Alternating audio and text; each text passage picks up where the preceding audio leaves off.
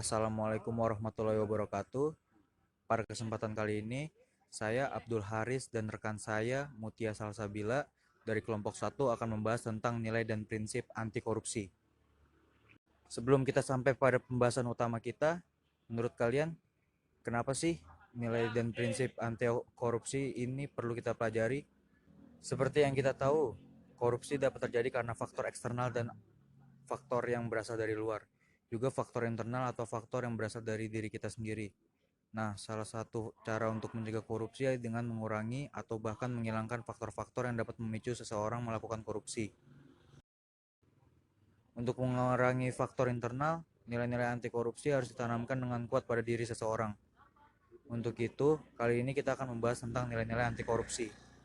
Jadi, apa nilai-nilai anti korupsi itu? Nilai-nilai anti korupsi yang akan kita bahas kali ini adalah kejujuran, kepedulian, kemandirian, kedisiplinan, tanggung jawab, kerja keras, kesederhanaan, keberanian, dan keadilan. Nilai-nilai anti korupsi ini akan kita perjelas satu persatu dimulai dari kejujuran sebagai yang paling utama. Kejujuran. Jujur sendiri dapat diartikan sebagai tidak berbohong maupun curang. Jika kejujuran ditanamkan dengan kuat pada diri seseorang, kecil kemungkinan bagi orang itu akan melakukan korupsi yang sudah jelas merupakan suatu kecurangan.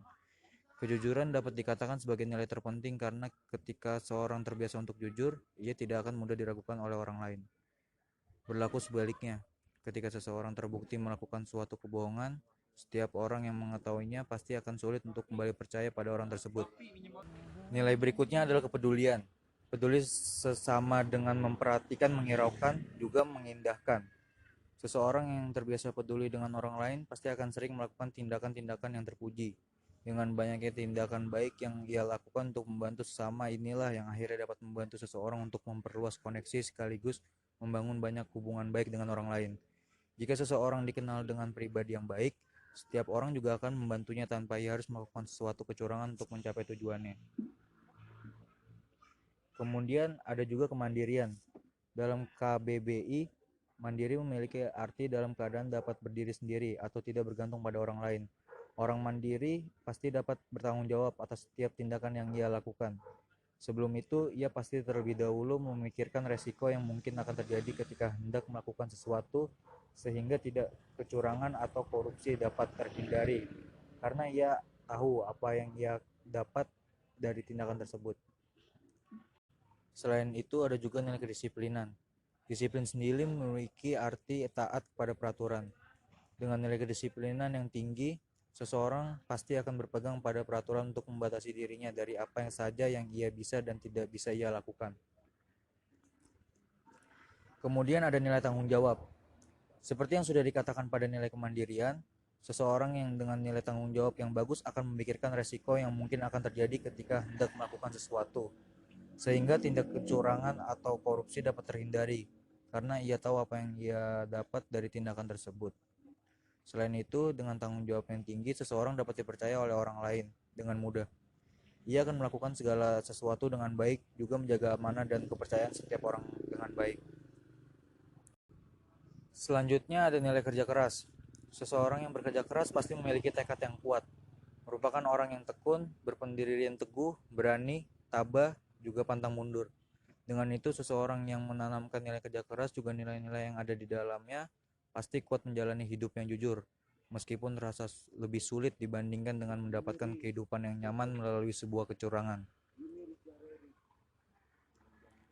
Nilai berikutnya adalah nilai kesederhanaan. Gaya hidup yang tinggi seringkali menjadi pemicu seseorang untuk terus berusaha mencari cara untuk dapat memenuhi gaya hidupnya itu. Dengan menerapkan nilai kesederhanaan, seseorang akan terbiasa untuk membedakan mana yang benar-benar ia butuhkan dan mana yang hanya merupakan keinginan. Orang ini akan jauh dari keborosan karena mengetahui betul tentang kebutuhannya. Lalu ada juga nilai keberanian. Walaupun kebenaran Walaupun keberanian sudah disebutkan dalam nilai kerja keras, namun nilai keberanian juga perlu ditanamkan karena setiap orang harus berani menyuarakan pendapatnya. Walaupun ia juga harus berani tanggung jawab atas setiap ucapan dan perbuatannya. Tidak hanya itu, setiap orang juga harus berani membela kebenaran, juga berani mengakui kesalahannya. Nilai yang terakhir adalah nilai keadilan. Sepertinya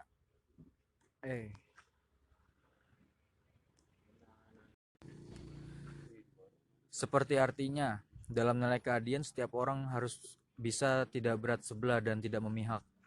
Hal ini perlu karena ketika hendak mengambil keputusan, seseorang perlu berpikir dengan adil. Tidak hanya untuk menguntungkan dirinya, setiap keputusan yang diambil harus tetap dengan mempertimbangkan sesuatu yang mungkin terjadi setelahnya.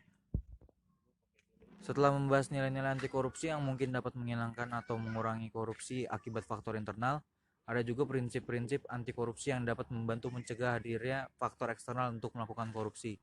Jadi apa aja jadi apa aja sih prinsip-prinsip anti korupsi itu? Prinsip-prinsip anti korupsi diantaranya adalah akuntabilitas, transparan, ulang nih.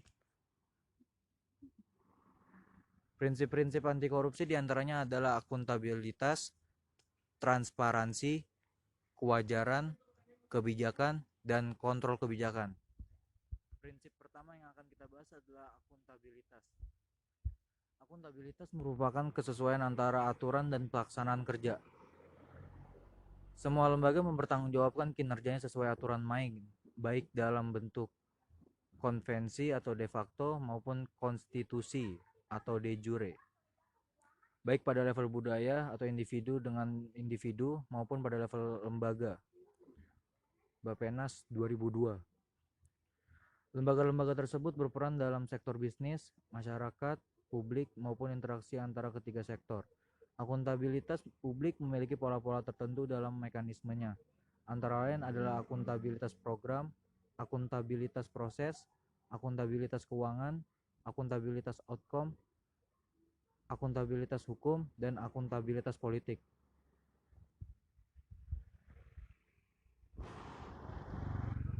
Selanjutnya ada prinsip transparansi. Prinsip transparansi merupakan prinsip yang penting. Prinsip transparansi ini penting karena pemberantasan korupsi dimulai dari transparansi dan mengharuskan semua proses kebijakan dilakukan secara terbuka, sehingga segala suatu bentuk penyimpangan dapat diketahui oleh publik. Prasojo 2007. Kemudian ada juga prinsip kewajaran. Prinsip fairness atau kewajaran ini ditujukan untuk mencegah terjadinya manipulasi ketidakwajaran dalam penganggaran, baik dalam bentuk markup maupun ketidakwajaran lainnya. Sifat-sifat prinsip kewajaran ini terdiri dari 5 hal penting, yaitu komprehensif dan disiplin, fleksibilitas, terprediksi, kejujuran, dan informatif. Komprehensif dan disiplin berarti mempertimbangkan keseluruhan aspek berkesinambungan atau komprehensif dan disiplin berarti mempertimbangkan keseluruhan aspek berkesinambungan, taat asas, prinsip pembebanan, pengeluaran, dan tidak melampaui batas atau off budget. Sedangkan fleksibilitas artinya adalah adanya kebijakan tertentu untuk mencapai efisiensi dan efektivitas. Terprediksi berarti adanya ketetapan dalam perencanaan atas dasar asas value for money untuk menghindari defisit dalam tahun anggaran berjalan. Anggaran yang terprediksi merupakan cerminan dari adanya prinsip fairness di dalam proses perencanaan pembangunan. Selain itu, sifat penting lainnya adalah kejujuran. Kejujuran tersebut mengandung arti tidak adanya bisa perkiraan penerimaan maupun pengeluaran yang disengaja, yang berasal dari pertimbangan teknis maupun politis. Sifat informatif ini dijadikan sebagai dasar penilaian kinerja, kejujuran, dan proses pengambilan keputusan. Selain itu, sifat ini merupakan ciri khas dari kejujuran.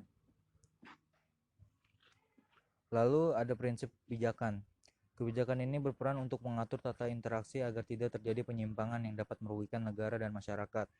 Kebijakan anti korupsi ini tidak selalu identik dengan undang-undang anti korupsi, namun bisa berupa undang-undang kebebasan mengakses informasi, undang-undang desentralisasi, undang-undang anti monopoli, maupun lainnya yang dapat memudahkan masyarakat mengetahui sekaligus mengontrol terhadap kinerja dan penggunaan anggaran negara oleh pejabat negara. Prinsip yang terakhir adalah prinsip kontrol kebijakan. Kontrol kebijakan merupakan upaya agar kebijakan yang dibuat betul-betul efektif dan mengeliminasi sebuah bentuk korupsi. Kontrol kebijakan berupa partisipasi, yaitu melakukan kontrol terhadap kebijakan dengan ikut serta dalam penyusunan dan pelaksanaannya. Dan kontrol kebijakan berupa oposisi, yaitu mengontrol dengan menawarkan alternatif kebijakan baru yang dianggap lebih layak. Sedangkan kontrol kebijakan berupa revolusi, yaitu mengontrol dengan mengganti kebijakan yang dianggap tidak sesuai.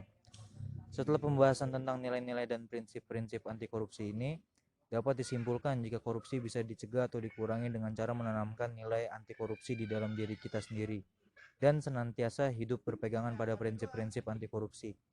Sekian presentasi dari kelompok kami, mohon dimaklumi bila ada kekurangan.